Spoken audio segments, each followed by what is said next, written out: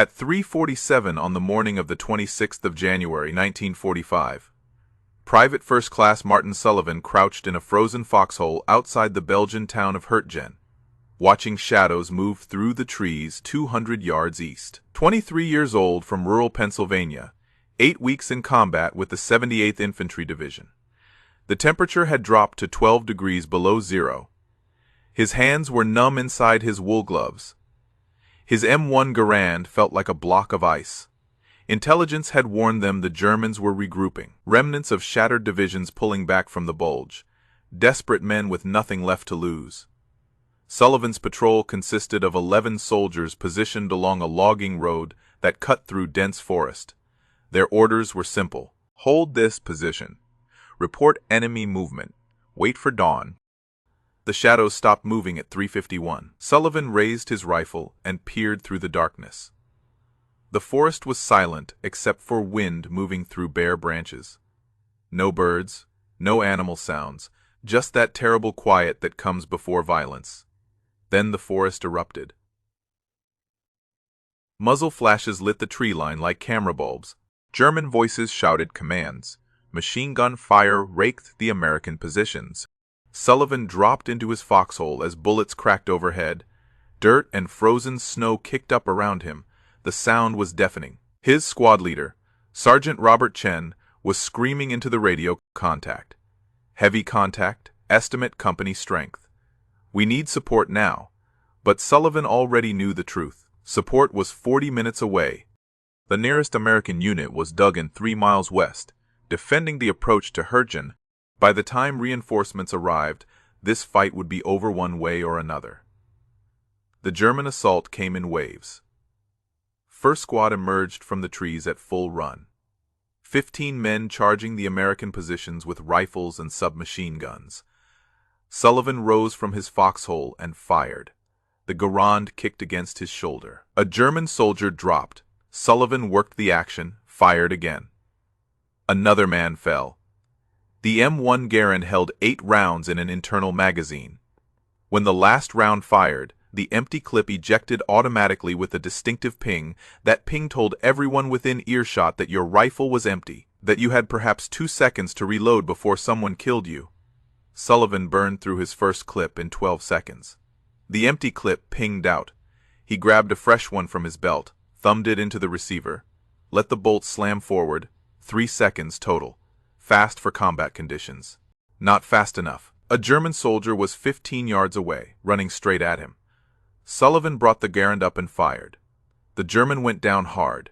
2 more were right behind him. Sullivan fired twice. Both dropped. To his left, Private James Morrison was hit. Sullivan heard him scream. Then nothing. To his right, Corporal William Hayes was firing his bar in controlled bursts. The Browning automatic rifle hammered away, each burst sounding like someone tearing cloth. The first German wave broke against the American line. Bodies lay scattered in the snow. Wounded men crawled back toward the trees. The survivors retreated into the forest. Sullivan counted his remaining ammunition. 4 clips. 32 rounds. He'd started the night with 10 clips. 80 rounds total. He'd already burned through 6 clips, stopping 1 German assault. And the Germans were just getting started. If you want to see how Sullivan survived what came next, please hit that like button. It helps us share more forgotten stories from the war. Subscribe if you haven't already. Back to Sullivan. The second wave came 10 minutes later, 20 Germans this time, advancing in 2 groups. One straight down the logging road, the other flanking left through dense undergrowth. Better tactics, more coordinated. These weren't green replacements, these were veterans. Sullivan tracked the flanking group. They were moving fast, using trees for cover. He waited until they committed to their approach, waited until they were 40 yards out. Then he opened fire. The Garand was accurate to 500 yards in the hands of a trained marksman. Sullivan had qualified expert at Camp Shelby. He'd grown up hunting deer in Pennsylvania forests. He understood how to lead a moving target, how to compensate for wind, how to make every round count. He dropped the lead German with his first shot, the man behind him with his second. The rest of the flanking group dove for cover. Sullivan shifted fire to the group advancing down the road. 3 quick shots, 2 hits, the Germans scattered. Hayes was still firing his bar, short bursts, disciplined, conserving ammunition, but Sullivan could hear the difference in the sound. Hayes was running low, the bar cycled slower, fewer rounds per burst. Then Hayes's weapon went silent, out of ammunition or jammed. Sullivan couldn't tell which. He was alone now on the right flank. Morrison was dead or unconscious. Hayes was out of the fight. The nearest friendly position was 30 yards to his left, where Chen was still coordinating on the radio.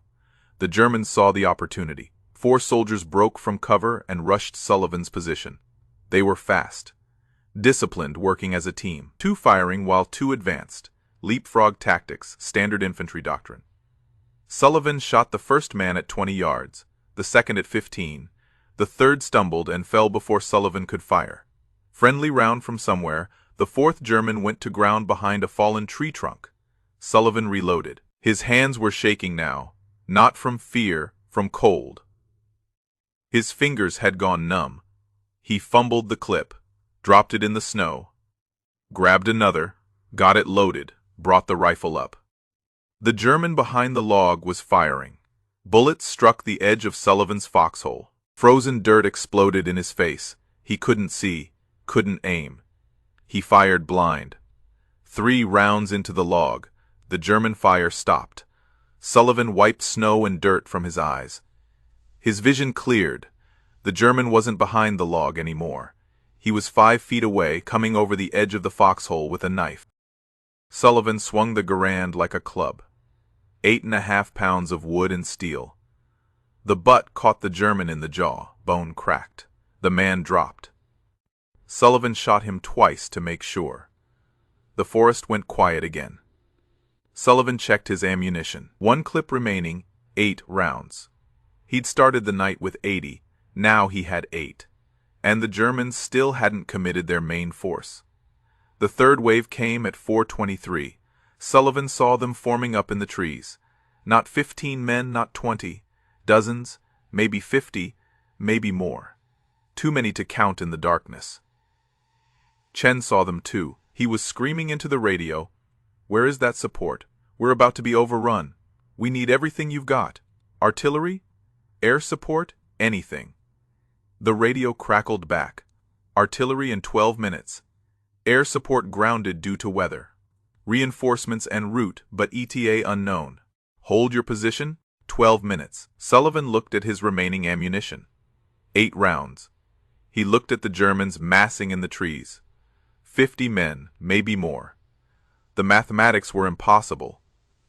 Chen made the decision for them. Fall back. Everyone fall back to secondary positions. Move now. The survivors started pulling out. 4 men from Sullivan's squad were still mobile. Morrison was dead. Hayes was wounded but could walk. Chen was organizing a fighting withdrawal, alternating bounds. One group moving while the other provided covering fire. Standard doctrine, sensible tactics. The right call for the situation. Sullivan didn't move. Chen turned and saw him still in the foxhole. "Sullivan, let's go." "That is an order." Sullivan shook his head. "Someone has to slow them down. Buy you time to set up the secondary line. That is me." Chen started to argue. Stopped. He understood. If the Germans rushed forward immediately, they'd catch the withdrawal in the open. They'd slaughter everyone on the logging road. Someone had to hold this position long enough for the others to get clear. Chen nodded once. Then he was gone, moving west with the survivors. Sullivan was alone now. 1 man, 1 rifle, 8 rounds, and approximately 50 German soldiers preparing to attack. He should have been terrified, should have followed Chen, should have taken his chances on the withdrawal. Instead, Martin Sullivan did something that defied all logic and every survival instinct. He opened fire on the entire German company. The effect was immediate and psychological. 1 rifle cracking in the darkness. Muzzle flash from the foxhole they thought was abandoned. Germans shouted warnings, took cover, returned fire in his general direction. But Sullivan wasn't firing randomly. He was targeting specific men. Germans who looked like NCOs, Germans who were gesturing and giving orders, Germans who were organizing the assault, leadership. Kill the leadership and you disrupt coordination. His first shot dropped a German officer pointing toward the American secondary line. His second shot hit an NCO organizing a machine gun team. His third and fourth shots broke up a squad, forming up for assault. 8 rounds. He made every single one count. Each shot carefully aimed. Each shot eliminating someone who was organizing the attack. The empty clip pinged out. Sullivan's Garand was empty. He had no more ammunition. The Germans heard that ping. Some of them probably didn't recognize the sound, but the veterans knew. That was an M1 Garand running dry. The American in the foxhole had just fired his last round. The German assault surged forward. Sullivan dropped his rifle and grabbed Morrison's bar. Morrison was lying 3 feet away in his foxhole, dead, but his weapon was still loaded.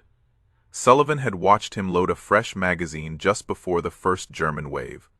The Browning automatic rifle fired .30.06 rounds at 550 rounds per minute.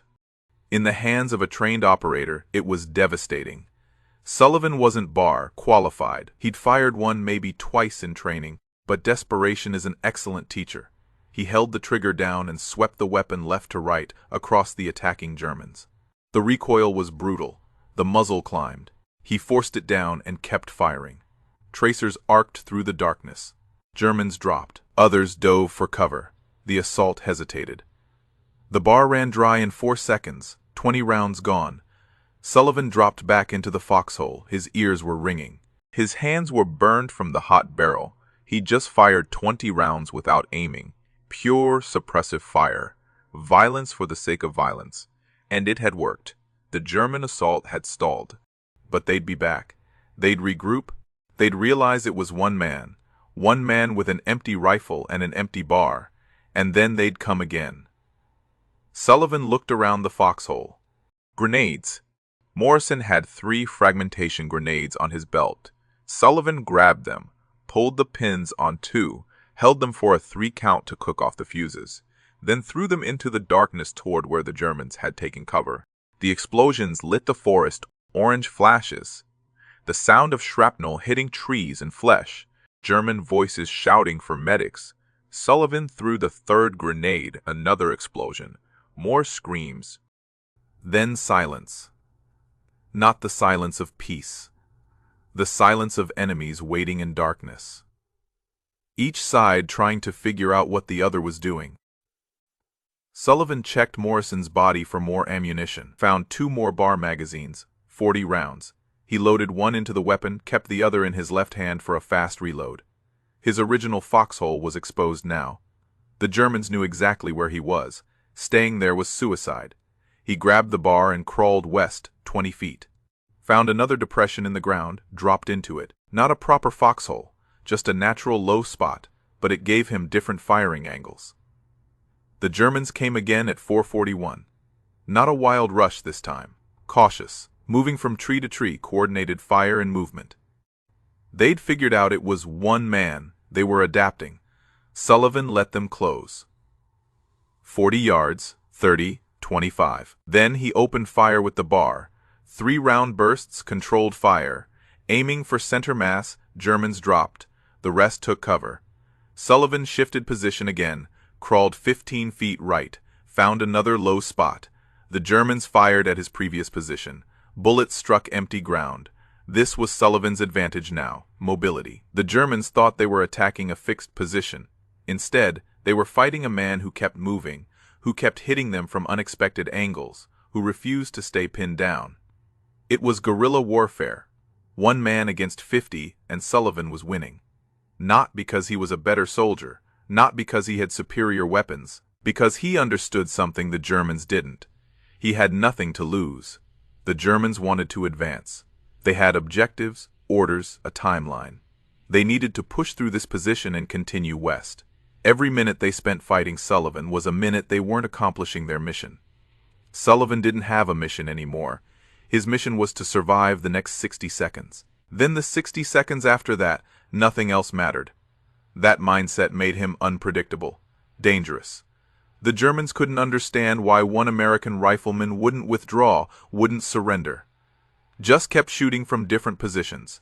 At 4:56, Sullivan heard what he'd been waiting for. Artillery. American 105mm howitzers firing from positions 3 miles west. The shells screamed overhead and impacted east of the logging road, right where the Germans had been forming up. The barrage lasted 3 minutes, 36 rounds, tree bursts, air bursts, devastation. When it stopped, the forest was silent again. Sullivan rose from his position. His ears were bleeding from the concussion. His hands wouldn't stop shaking. The bar was empty. He'd burned through both magazines. He picked up his M1 Garand. Empty. He picked up Morrison's rifle. Empty. He found Hayes's weapon, 3 rounds remaining. That is when the Germans attacked one final time. They came fast. 10 men, maybe 12. Hard to count. In the darkness and smoke, they were through with tactics, through with caution. They just wanted to kill the American who'd been shooting at them for an hour. Sullivan fired Hayes's rifle. 3 rounds, 3 shots, 2 hits. The rifle ran dry. Germans were 20 feet away now. Sullivan grabbed a trench knife from his belt, 6 inches of steel, brass knuckle handle, close combat weapon. A German came over the edge of his position. Sullivan drove the knife up under his ribs, twisted, pulled it free. The German collapsed. Another German was right behind him. Sullivan kicked him in the chest. The man stumbled back. Sullivan followed him out of the foxhole, stabbed him in the throat. More Germans were coming. Sullivan couldn't see how many. He was covered in blood. His own or theirs, he didn't know. His vision was tunneling. Adrenaline and exhaustion and possibly shock. Then American voices were shouting, "Friendly fire! Hold your fire!" Reinforcements had arrived. A full platoon from the 78th Infantry. 40 men with automatic weapons. They swept through the German assault. Overwhelming firepower. The remaining Germans broke and ran. Sullivan dropped the knife, Saturday down in the snow. His legs wouldn't hold him anymore. A lieutenant was asking him questions. "What happened here? Where is your squad? How many Germans?" Sullivan couldn't answer. His mind had shut down. He'd been fighting for 73 minutes straight. He'd fired more than 120 rounds. He'd killed at least 27 Germans by confirmed count, probably more. And he'd done it essentially alone. The lieutenant organized his men to secure the area. Medics checked Sullivan for wounds, superficial cuts, bruises, burns on his hands from the bar. Nothing life-threatening. He was intact, physically.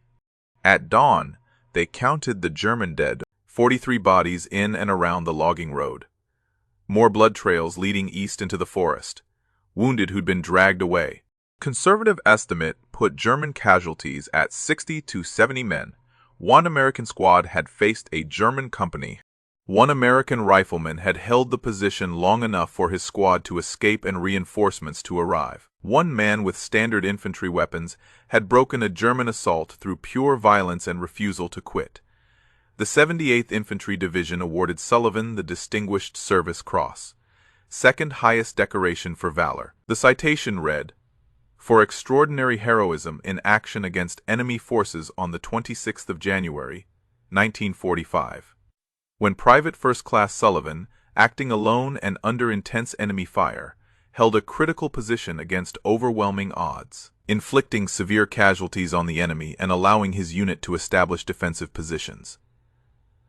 The citation didn't mention the terror, the exhaustion, the moments when Sullivan thought he was about to die, the sound of bullets hitting frozen ground inches from his face, the weight of Morrison's body in the foxhole next to him. It didn't mention that Sullivan hadn't slept for 3 days after the battle, that he'd shake uncontrollably whenever someone slammed a door, that he'd wake up screaming, thinking Germans were coming through his tent. The medal recognized his actions. It didn't capture the cost. Sullivan fought through the rest of the war. He survived the push into Germany. He was there when his division linked up with Soviet forces at the Elbe River. He returned to Pennsylvania in August 1945. He worked construction for 38 years, married, had 4 children, never talked much about the war, When people asked about his medals, he'd say he was in the infantry. That was all. The nightmares never fully stopped. Neither did the survivor's guilt. Morrison Hayes. The other men from his squad who died that night, Sullivan carried their names for the rest of his life. He died in 1993 at age 71. His obituary mentioned his Distinguished Service Cross. It mentioned his service in Europe. It didn't mention the night one rifleman held a foxhole against a German company. That is how real heroism works, not in grand gestures and dramatic speeches, in frozen foxholes, in impossible odds, in young men who do what needs doing because no one else can. Martin Sullivan didn't set out to be a hero. He set out to buy his squad 60 seconds to escape. Those 60 seconds became 73 minutes. 27 confirmed kills became the stuff of regimental legend. 1 man, 1 rifle, 100 German soldiers. He didn't kill them all, but he killed enough. And he survived. If this story moved you the way it moved us, do me a favor, hit that like button. Every single like tells YouTube to show this story to more people. Hit subscribe and turn on notifications. We're rescuing forgotten stories from dusty archives every single day. Drop a comment right now and tell us where you are watching from. Are you watching from the United States, United Kingdom, Canada, Australia? Our community stretches across the entire world. Thank you for watching, and thank you for making sure Martin Sullivan doesn't disappear into silence. These men deserve to be remembered, and you are helping make that happen.